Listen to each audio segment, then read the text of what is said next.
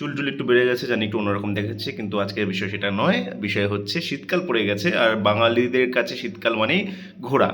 তাই আমরাও ফ্যামিলি নিয়ে ঘুরতে গিয়েছিলাম গঙ্গাসাগরে কয়েকদিন আগে।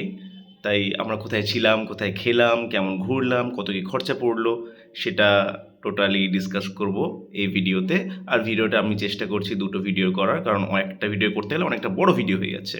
তাই দেখতে থাকুন, সঙ্গে থাকুন আমার সাথে।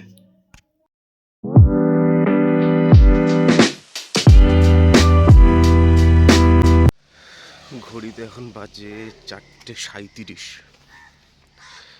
বার হয়ে গেছি, চলেছি আজকে গঙ্গাসাগরের উদ্দেশ্যে।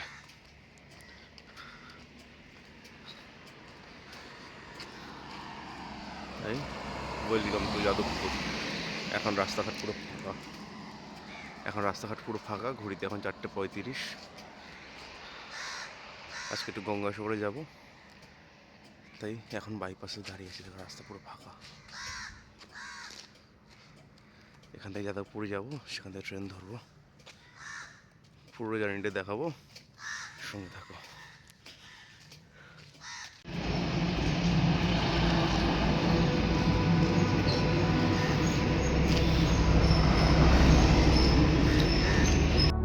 আমাদের ট্রেনের সময়সীমা ছিল 5:30টার নামখানা লোকাল।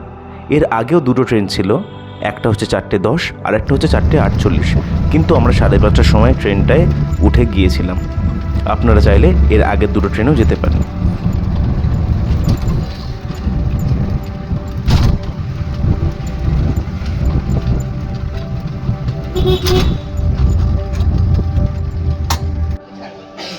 আমি ব্লগ করছি গাইজ।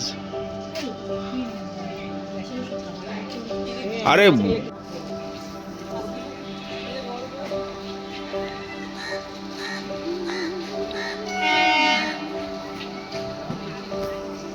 আমাদের ট্রেনটা কিন্তু অনেক লেট করে এসেছিল, আর ট্রেনের মধ্যে প্রচুর ভিড় ছিল, তাই সেরকম ট্রেনের ভিতর ভিডিওটা করতে পারিনি।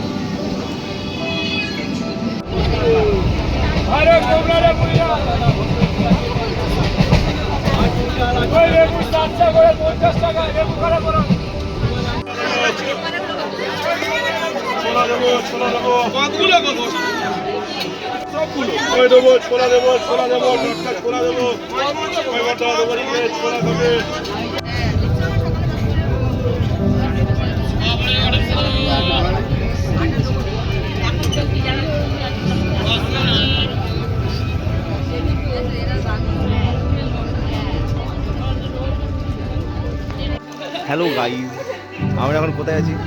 কাকদ্বীপ। এখান থেকে কোথায় যাবো আমরা? এখান থেকে আমরা ভ্যাসেল ধরবো। বিশাল ট্রেনে ভিড় ছিল, তাই ভিডিও করতে পারিনি। এখন কাকদ্বীপে নামা হয়েছে সবাই মিলে, পাটা ব্যথা করছে।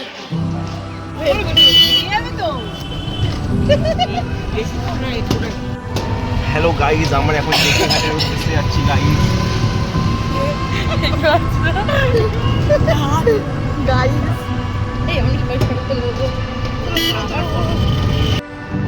কাকদ্বীপ স্টেশন থেকে যে কোনো টোটো বা ভ্যান আপনাকে জিটি ঘাটে নিয়ে যাবে, যেখান থেকে আপনি গঙ্গাসাগর দ্বীপের উদ্দেশ্যে ভ্যাসেলটা ধরতে পারবেন। টোটো ভাড়া জনপ্রতি আমাদের 20 টাকা করে নিয়েছিল। আপনারা চাইলে দরাদরি করতে পারেন, সেটা পুরোপুরি টোটোওয়ালা আর আপনার বিষয়।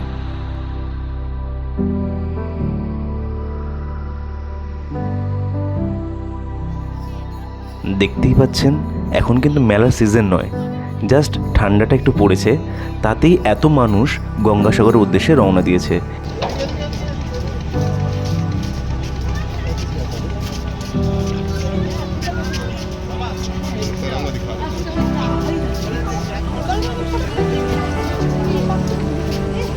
যে কোনো একটা সাইড নিয়ে নেবে, বসলে বসে পড়বে।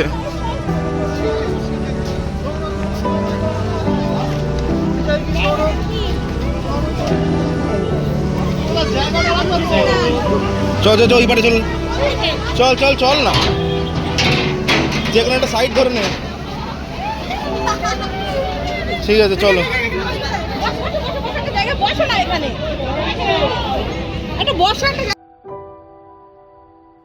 আপনারা দেখতেই পাচ্ছেন ভ্যাসেলে কিন্তু প্রচণ্ড ভিড়, তার উপরে বাইক ঢুকে আরও অবস্থা খারাপ হয়ে গিয়েছিল।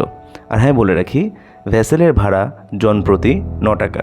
কিন্তু আপনাদের একটা সচেতন করার জন্য বলে রাখি, যারা টিকিট দিচ্ছে ভ্যাসেলের জন্য তারা কিন্তু ভুলভাল টাকা কাটে, তাই একদম সতর্কভাবে আপনারা ভ্যাসেলের টিকিটটা কাটবেন।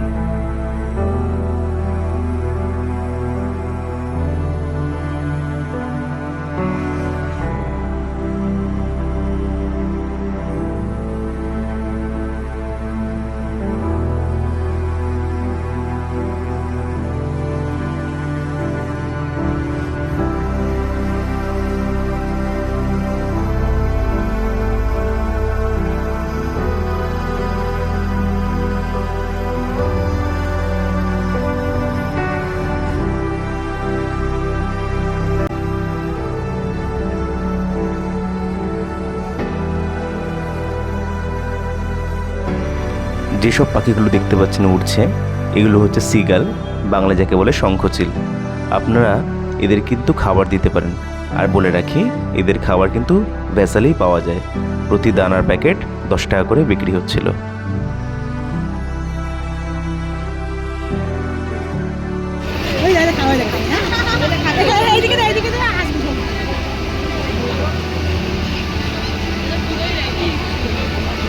ছোট ছোট ছোট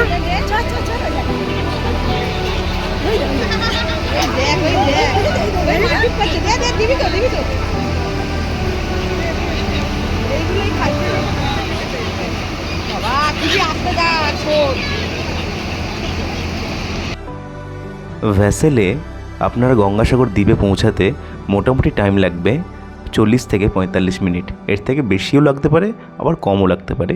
ঠিক অ্যাপ্রক্সিমেটলি বলা যায় না, কিন্তু মোটামুটি ধরে রাখুন 40 থেকে 45 মিনিটের মধ্যে আপনারা গঙ্গাসাগর দ্বীপের মধ্যে পৌঁছে যাবেন। দূরে দেখতেই পাচ্ছেন যে আমরা প্রায় দ্বীপের কাছাকাছি চলে এসেছি।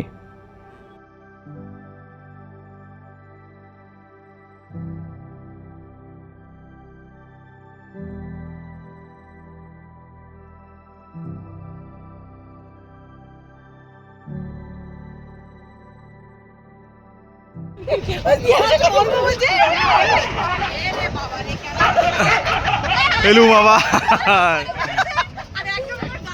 চলো গঙ্গাসাগর দ্বীপে চলে আসলো।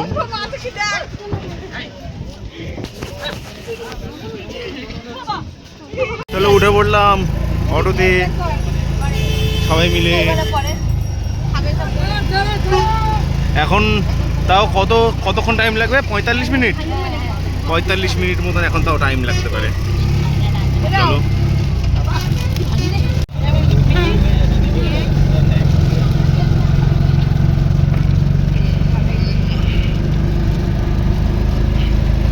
কলা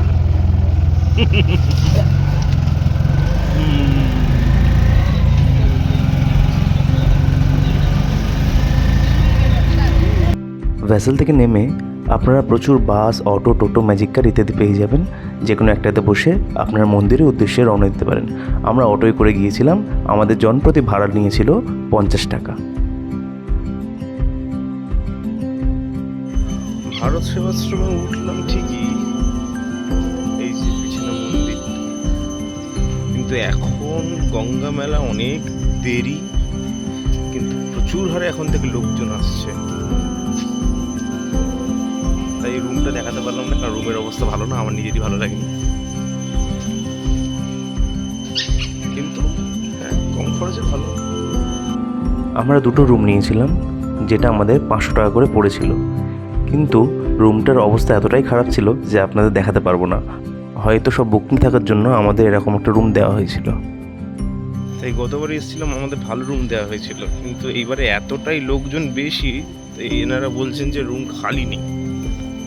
তাই একটা মোটামুটি রুম দিয়েছে, মোটামুটি না, বাজে রুমই দিয়েছে, আমার নিজেরই পছন্দ হয়নি।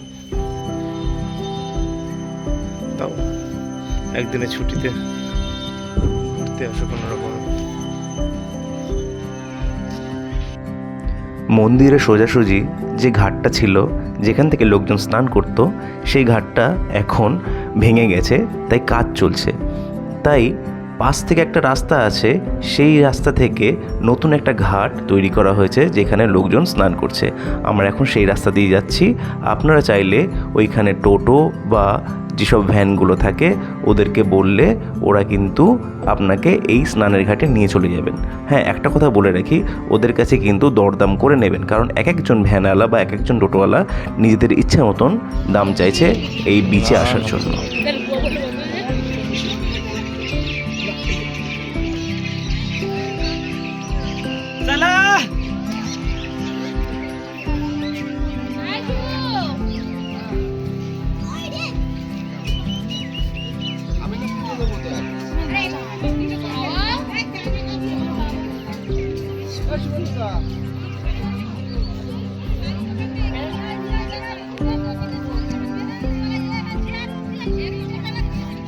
पाली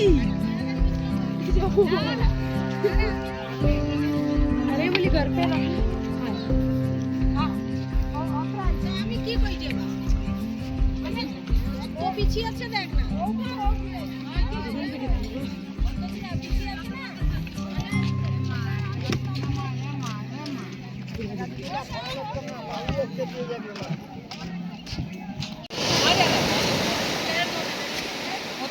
बेटा मिट्टी में आओगे जाने को तो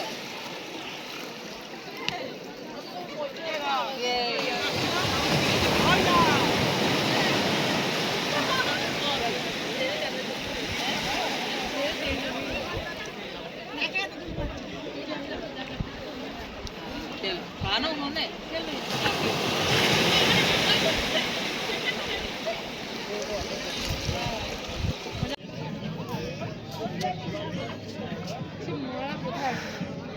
চলে আসলাম, এখানে সব লোকে স্নান করছে।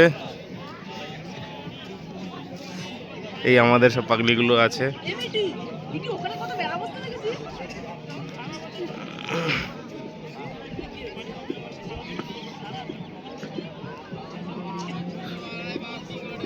আস্তে আস্তে ডেভেলপ করছে, এরকম ছিল না জায়গাগুলো, পুরো আস্তে আস্তে ডেভেলপ করছে। সব ওয়াচ টাওয়ারগুলো তৈরি হচ্ছে,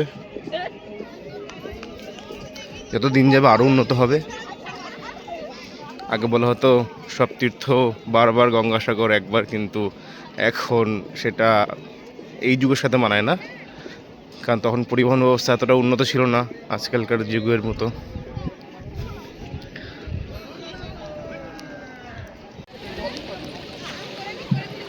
মহাবোধিস্থিরে কণক রুচিরে নীল শিখরে वसन्तासादान्त सहज बलभद्रेण बलिना सुभद्रा मध्यस्थ सकल सूर सेवा बसरदो जगन्नाथ स्वामी नयन पथगामी